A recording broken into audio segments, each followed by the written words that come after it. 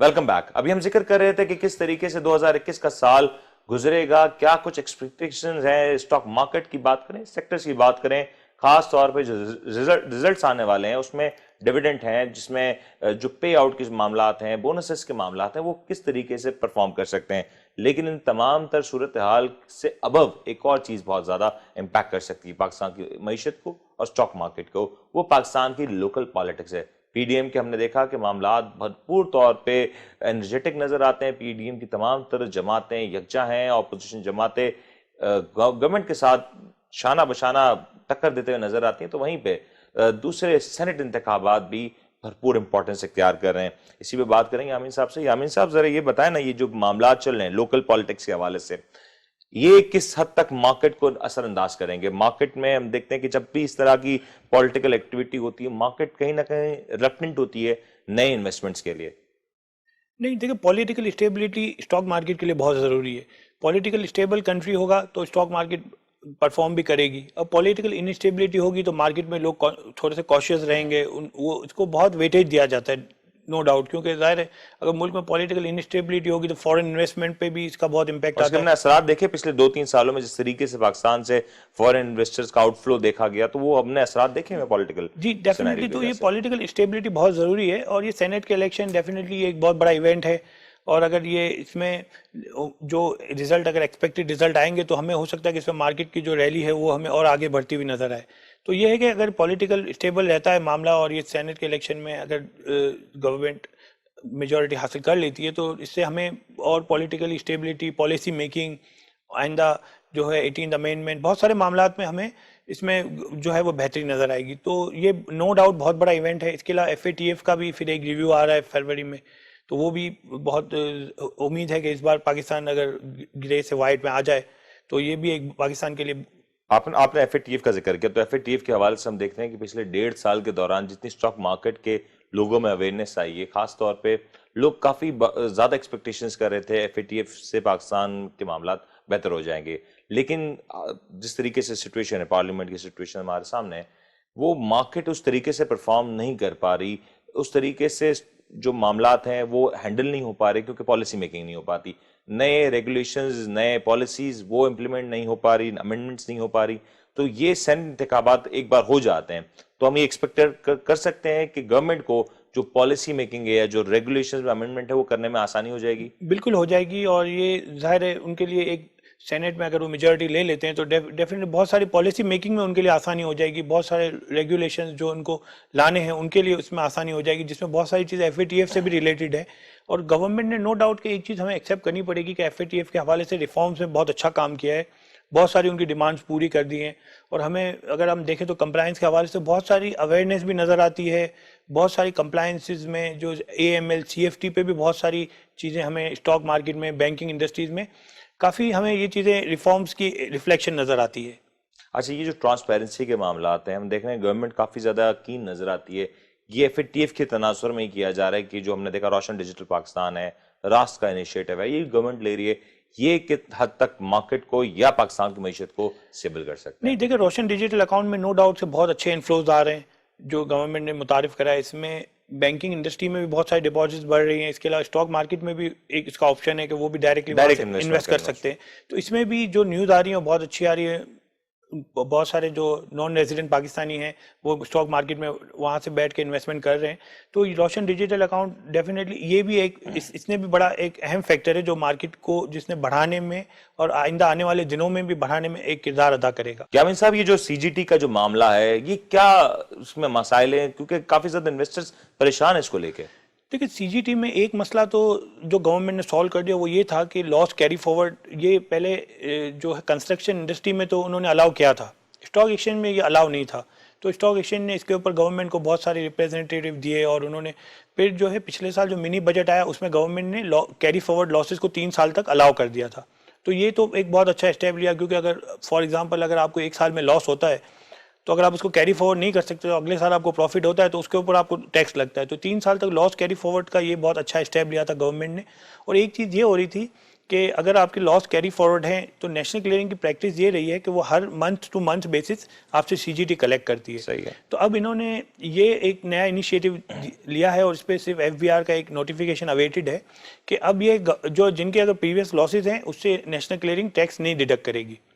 मतलब वो जो है, और साल में हर महीने भी ये भी एक चीज़ आ रही है कि हर मंथ टू मंथ वो टैक्स नहीं डिडक्ट करेगी, साल में एक बार टैक्स डिडक्ट करेगी, वो जब ईयर एंड होगा फिर। सही हो तो गया। इससे क्या होगा कि लिक्विडिटी जो इतनी सारी नेशनल क्लियरिंग के पास स्टक हो जाती थी वो लिक्विडिटी मार्केट में रहेगी, क्योंकि ज़ाहिर है इसमें बिलियंस ऑफ रुपीस जो है वो नेशनल क्लियरिंग के बाद एक अकाउंट में पड़े रहते हैं। बिल्कुल सही। ठीक है, तो ये लिक्विडिटी मार्केट में आएगी तो इससे मार्केट में डेप्थ में इजाफा होगा, लोगों की लिक्विडिटी में इजाफा होगा, तो इससे मार्केट में हमें पॉजिटिव एक्टिविटी नजर आएगी। मतलब अगर ये इनिशिएटिव्स जिस तरीके से लिए जा रहे हैं, अगर मैं सही समझाऊं तो पर मंथ जो कटता था, जो पॉजिटिव जो प्रॉफिट एंड लॉसेस के ऊपर सीजीटी कैलकुलेट किया जाता है, वो अब मंथ वाइज नहीं होगा, वंस इन अ ईयर कटेगा। वंस इन अ ईयर होगा। लेकिन ये साइकिल थोड़ा सा प्रोलॉन्ग नहीं हो जाएगा, क्योंकि जब वंस इन अ ईयर कटेगा तो ये भी है कि वो वंस इन अ ईयर जो कटने की शरह होगी वो बहुत बड़ी हो सकती है। नहीं, वो हो सकती है। और दूसरा मतलब अगर पर मंथ मैंने समझे 10 रुपए टैक्स कटने हैं, तो जब वो साल के आखिरी में होगा तो 100 या 150 रुपए कट रहा देखिए, होगा। इसका सबसे ज्यादा डिपेंड तो ये है कि मार्केट उस साल में कैसा परफॉर्म करती है। अगर सही। मार्केट पॉजिटिव रहेगी तो नो डाउट होगा, लेकिन इसमें एक चीज,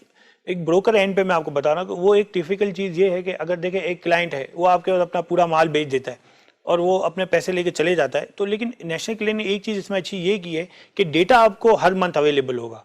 अब किसी भी क्लाइंट का डेटा, अब उसके जो नेशनल क्लियरिंग की वेबसाइट है सीजीटी का जो वो है पोर्टल, उसके ऊपर आप देख सकते हैं कि इसकी कितनी लायबिलिटी है, तो उतने पैसे आप उसके विथ हेल्ड कर सकते हैं।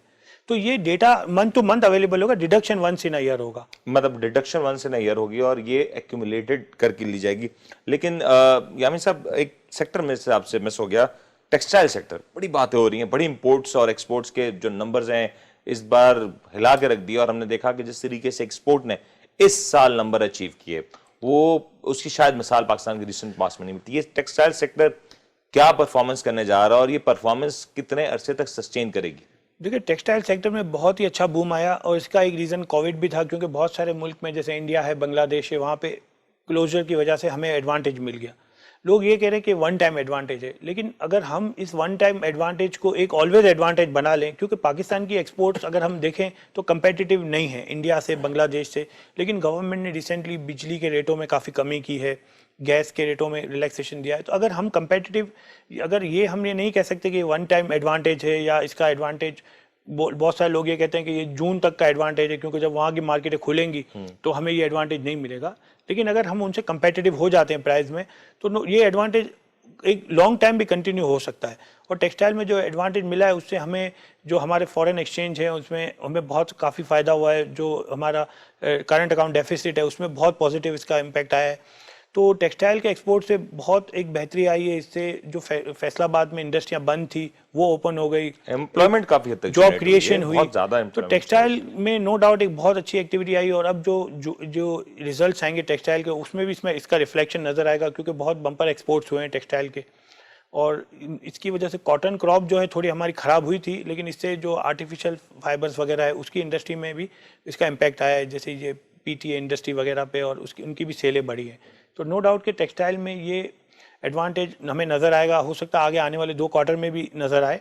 लेकिन अगर गवर्नमेंट अच्छी पॉलिसीज़ बनाती है, जो टेक्सटाइल एक पैकेज भी ला रही है गवर्नमेंट, अगर उसमें पॉजिटिव चीज़ें होंगी तो हो सकता है कि ये एडवांटेज लॉन्ग टाइम सस्टेन कर जाए।